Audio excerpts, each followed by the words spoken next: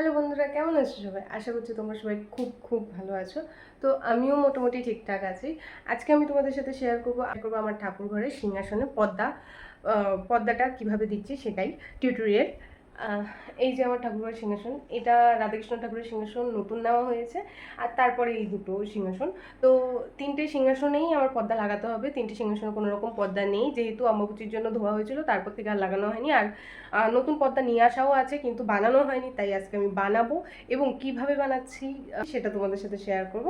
তার সাথে আরেকটাও ব্যাপার আছে, আমার যে এই যে রাধাকৃষ্ণ ঠাকুরের যে শয়ন খাটটা, সেই শয়ন খাটে মশারি লাগতো, তো মশারি আপাতত নেই, মানে ইঁদুরে কেটে ফেলেছে। কিছুদিন আগে তোমরা ছোট্ট করে মিনি ব্লগে দেখেছো, কৃষ্ণ ঠাকুরের যখন কানেরটা ছিল সেই কানেরটা খুলে গেছিল, সেই সময় মানে ইঁদুরে যেহেতু নিয়েছিল এবং ইঁদুরে ওই সময় মশারি কেটেছিল, আমাদের অল টাইম মশারি দেওয়া থাকে, তো মশারি কেটেছিল। সেই মশারি কাটার কারণে ওই কাটা মশারিটা তো এখন আর দিতে পারি না বা দেওয়ার ইচ্ছাও হয় না। আমরা নিজেরা যেরকমই থাকি, আমাদের ঠাকুরকে আমাদের যত্ন সহকারে খুব ভালোবেসে রাখি, তো সেই জন্য সেই মশারিটা দিচ্ছি না। কিন্তু আরও একটা মশারি ছিল, সেটা কোথায় রাখা আছে খুঁজে পাচ্ছি না, তো সেই মশারিটা কিনতে হবে, কিন্তু এখন টাইম নেই।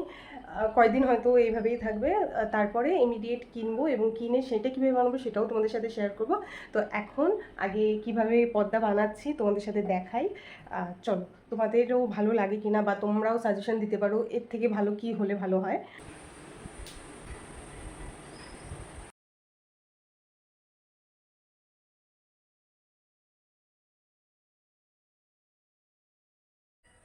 এইটা হচ্ছে ঠাকুর ঘরের পর্দা কাপড়। দেখো কি সুন্দর না পর্দা কাপড়টা, কালারটাও খুব সুন্দর। আমি চয়েস করেছি, আমার চয়েসে আনা এই পর্দা কাপড়টা।